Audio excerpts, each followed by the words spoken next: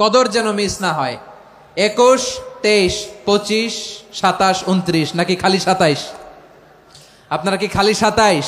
বেজর রাতগুলোকে কদর হিসেবে তালাশ করো। বিষ্ণু বলেন, মান হরিমা খাইরাহা ফাকাদ হরিম, যে কদর মিস করলো সে সব মিস করলো, হি ইজ দ্য লুজার। আচ্ছা বলেন, এই বরকতের মাসে আমরা কি লুজার হতে চাই না গেইনার হতে চাই? সবাই বলেনি, বলেন এই রমাদানে আমরা লুজার হব না গেইনার হব?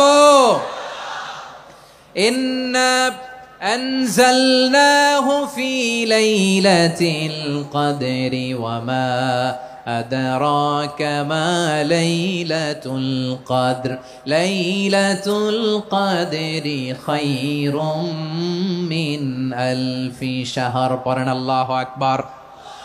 লাইলাতুল কদরি খায়রুম মিন আলফি শাহর, হাজার মাসের চেয়েও সেরা। 1000 মাসে হয় 83 বছর 4 মাস।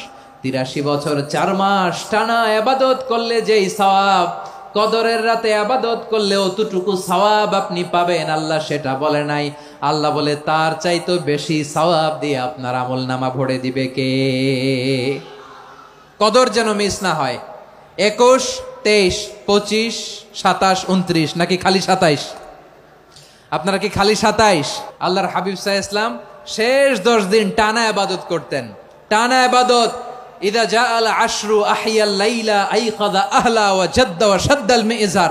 সারা রাত জেগে ইবাদতের নজির নবীজির নাই, শুধু রমজানের শেষ দশক ছাড়া। সুবহানাল্লাহ বলেন।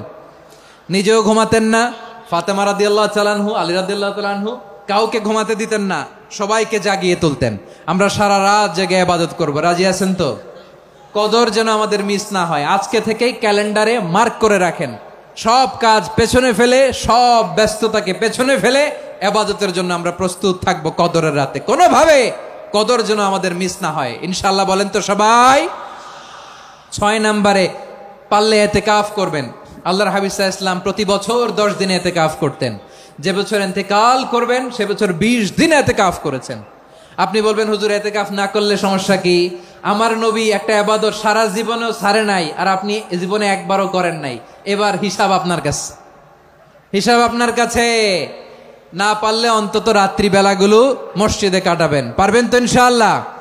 সব শেষে শিশু এবং নারীদের ব্যাপারে বিশেষ খেয়াল রাখবেন। শিশুদের রমাদানের ব্যাপারে উৎসাহ দেন, তাদের প্রস্তুতি নেওয়ান, তাদেরকে রোজা রাখতে দিবেন। আমার ভাইয়েরা এবং বোনেরা, পর্দার আড়ালে মায়েদেরকে বলবো, চাপাই নবাবগঞ্জের মায়েরা, 1 দিন 2 দিন না খেয়ে থাকলে আপনার ছেলে মেয়ে মারা যাবে না, ঠিক কিনা বলেন?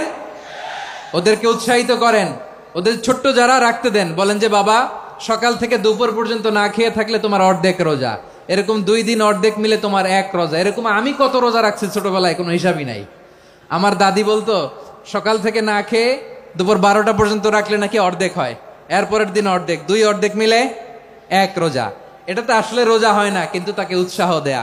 ইফতার প্রোগ্রামগুলোতে নিবেন আমাদের বাচ্চাদেরকে, দেখবেন যে ওর ক্ষুধা লাগতেছে, খায় না, কারণ কেউ খায় না। একজন আজান দিচ্ছে, সবাই খেজুর নিয়ে ইফতার করতেছে। এই দৃশ্য, এই ট্র্যাডিশন, এই ইবাদত, এই তারবিয়া ওর আগামীর জীবনটাকে সুন্দর করবে। চিল্লায়া বলেন ঠিক কিনা?